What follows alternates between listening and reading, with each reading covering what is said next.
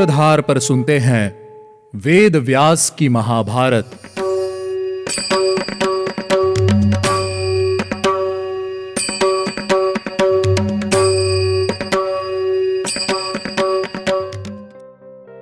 Hello listeners, स्वागत है आप सभी का वेद व्यास की महाभारत के 5वें एपिसोड में। मैं हूं आपके साथ आपकी सूत्रधार मान्या शर्मा। आज का एपिसोड शुरू करने से पहले मैं आपको बताती हूं कि आज के इस एपिसोड में क्या खास होने वाला है। आज हम जानेंगे कि दुर्योधन के षड्यंत्र को पूरा करने के लिए पुरोचन क्या करेगा। राजा धृतराष्ट्र की बातों पर शक होने के बाद भी क्या युधिष्ठिर अपने भाइयों के साथ उस भवन में निवास करेंगे? ये जानने से पहले चलिए लेते हैं एक छोटा सा रिकैप। पिछले एपिसोड में राजा धृतराष्ट्र ने पुत्र मोह में पड़कर दुर्योधन के षड्यंत्र में उसका साथ देने का फैसला लेते हुए पांडवों को वारणावत जाने के लिए कहा। कुछ गलत होने का आभास होते हुए भी युधिष्ठिर ने बहुत अच्छा कहकर जाने के लिए हामी भर दी। वहीं दुर्योधन वारणावत में पुरोचन की सहायता से एक ऐसा भवन बनवाने की तैयारी कर रहा है जिसमें वो पांडवों को जलाकर मार सके। पुरोचन अब वारणावत की ओर प्रस्थान कर रहा है। चलिए सुनते हैं आगे की कथा। दुर्योधन का साथ देने का निश्चय करके पुरोचन शीघ्रगामी अर्थात बहुत तेज चलने वाले रथ पर सवार होकर वारणावत के लिए प्रस्थान कर गया। पुरोचन वही करता था जो दुर्योधन उससे कहता था। पुरोचन ने देखते ही देखते दुर्योधन का कार्य पूरा कर दिया। यहाँ हस्तिनापुर में पांडवों के प्रस्थान का समय भी आ चला था। बड़े भारी मन से सभी पांडवों ने बड़ों का आशीर्वाद ले और कौरव भाइयों को गले लगाकर उनसे विदा ली। पांडवों को जाता देख विदुर और सभी लोग जो पांडवों से स्नेह रखते थे वे भी उनके रथ के पीछे पीछे चलने लगे। तभी उस भीड़ में उपस्थित ब्राह्मण कुछ इस प्रकार बातें करने लगे। अत्यंत मंदबुद्धि राजा धृतराष्ट्र पुत्र मोह में धर्म को भी भूल गए हैं। यह राज्य पांडु पुत्रों का है, लेकिन राजा धृतराष्ट्र की बुद्धि पर अधर्म छा गया है। आखिर भीष्म जी ने इस बात का विरोध क्यों नहीं किया? वारणावत पांडवों के रहने योग्य स्थान नहीं है। वे सभी पांडु को याद करने लगे और शोकाकुल होकर युधिष्ठिर को देखने लगे। युधिष्ठिर ने सभी नगरवासियों के चेहरे पर शोक देखा तो मन ही मन कुछ सोच विचार कर उनसे कहा, बंधुओं, राजा धृतराष्ट्र मेरे पिता के समान हैं। वे जो भी आज्ञा दे वह हमें निशंक होकर माननी चाहिए है और यही हमारा धर्म है। हम जानते हैं कि आप सभी हम पांचों भाइयों से बहुत स्नेह करते हैं। आप सभी हमें आशीर्वाद दीजिए और नगर को वापस लौट जाइए। युधिष्ठिर के वचन सुनकर सभी ने उन्हें आशीर्वाद दिया और वापस नगर को लौट गए। सभी के लौट जाने के बाद विदुर जी ने युधिष्ठिर को म्लेच्छ भाषा में कुछ बताया। वे दोनों ही म्लेच्छ भाषा के ज्ञानी थे। यहाँ विदुर जी ने संकेत से उन्हें बताया कि शत्रुओं ने तुम्हारे लिए एक ऐसा भवन तैयार किया है जो आग भड़काने वाले पदार्थों से बना है और इस कार्य में उनका साथ पुरोचन ने दिया है। साथ ही साथ उन्होंने पांडवों को सुरंग के बारे में भी बताया ताकि वे सभी अपनी रक्षा कर सके और उन्हें साथ रहने की भी सलाह दी। विदुर जी की सारी बातें सुनकर युधिष्ठिर ने कहा कि मैंने आपकी सारी बातें समझ ली हैं। माता कुंती ने युधिष्ठिर से पूछा कि आखिर विदुर जी ने उनसे क्या कहा। युधिष्ठिर ने उन्हें सारा रहस्य कह सुनाया। अब सभी पांडव वारणावत के षड्यंत्र के विषय में जान गए थे। अब मैं आपको बताती हूँ कि पांडवों ने कब वारणावत की यात्रा की। पांडवों ने फाल्गुन में अष्टमी के दिन रोहिणी नक्षत्र में यात्रा की थी। वारणावत पहुंचने के बाद सभी पांडव नगरवासियों से मिले।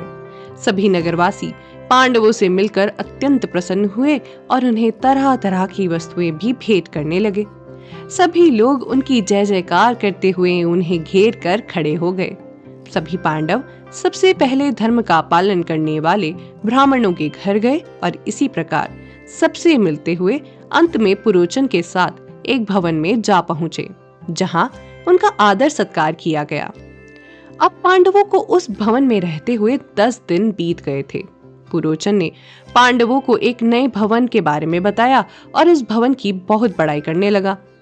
कहने को उस भवन का नाम शिव भवन था, लेकिन वास्तव में वह अमंगलकारी भवन था। अब सभी पांडव लाक्षागृह आ पहुंचे। उस भवन को देखने के बाद सभी लोग यह जान गए थे कि यह भवन आग भड़काने वाली वस्तुओं से बना हुआ है।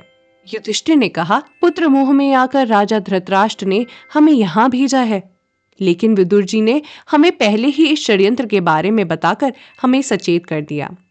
युधिष्ठिर की बात सुनकर भीम ने कहा, भैया, तो हमें वापस उसी भवन में लौट जाना चाहिए जहां से हम आए हैं। युधिष्ठिर ने कहा, मुझे लगता है कि हमें यहीं रहकर सावधानी से कोई मार्ग ढूंढना चाहिए है जिससे हम अपनी रक्षा कर सके, क्योंकि अगर हम यहाँ से गए तो दुर्योधन दोबारा कैसे भी हमें मारने का षड्यंत्र रचेगा, या ये मूर्ख पुरोचन ही इस भवन को आग लगा देगा। हो सकता है कि हमारे जल जाने पर पितामह भीष्म कौरवों पर क्रोध करें, लेकिन उस क्रोध से कोई लाभ नहीं होगा। दुर्योधन किसी भी प्रकार से हमें हानि पहुंचाना चाहता है, इसीलिए इस पापी पुरोचन और दुर्योधन को धोखे में रखकर हमें यहीं निवास करना चाहिए है। हम लोग यहीं रहकर आसपास बाहर निकलने का मार्ग ढूंढेंगे और साथ ही साथ एक सुरंग का निर्माण करना भी शुरू कर देंगे। हमें ऐसी सुरंग का निर्माण करना होगा जो ऊपर से ढकी रहे और हमारे चले जाने के बाद भी किसी को सुरंग का पता न चले। ध्यान रहे कि किसी को भी इस बारे में कानो कान खबर ना मिले। हस्तिनापुर में विदुर जी पांडवों की सहायता करने का हर निश्चित प्रयास कर रहे थे। उन्होंने अपने एक विश्वास पात्र को पांडवों के पास भेजा। वह व्यक्ति सुरंग बनाने में माहिर था और अपने हर काम में बहुत चतुर भी था। पांडवों से एकांत में मिलकर उसने कुछ इस प्रकार कहा, मुझे विदुर जी ने सुरंग खोदने के लिए भेजा है। आप बताइए, मैं आपकी किस प्रकार सहायता कर सकता हूँ? उन्होंने मुझे बताया कि कृष्ण पक्ष की चतुर्दशी को पुरोचन आपके भवन में आग लगा देगा। युधिष्ठिर ने उनसे कहा, आप विदुर जी के विश्वसनीय और प्रिय हैं। आप हमारे लिए भी आदरणीय हैं।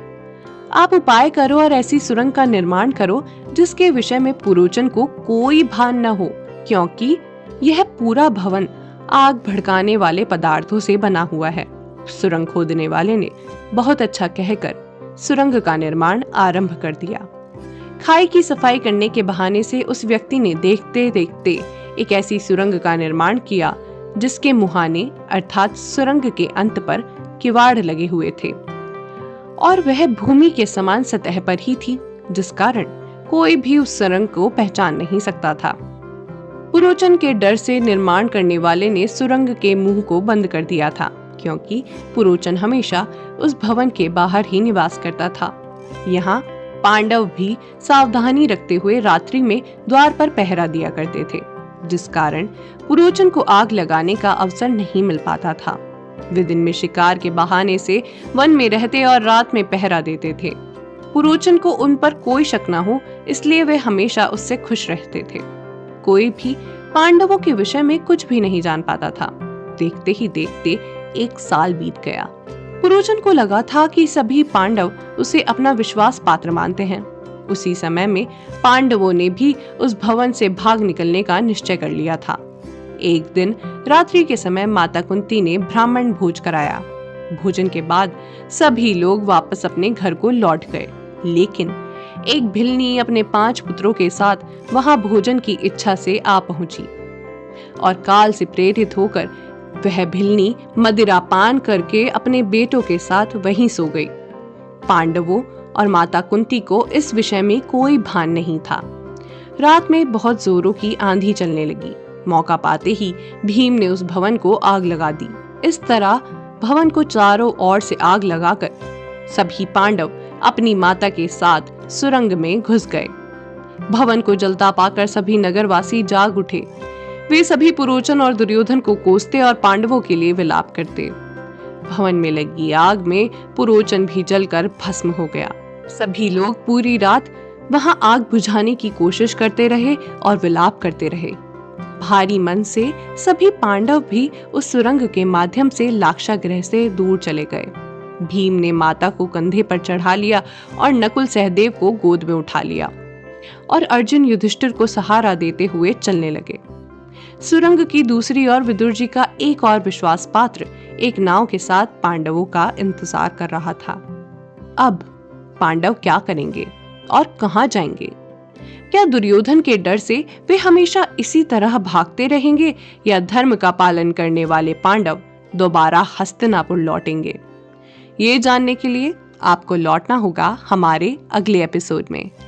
उम्मीद है आपको हमारा यह एपिसोड पसंद आया होगा।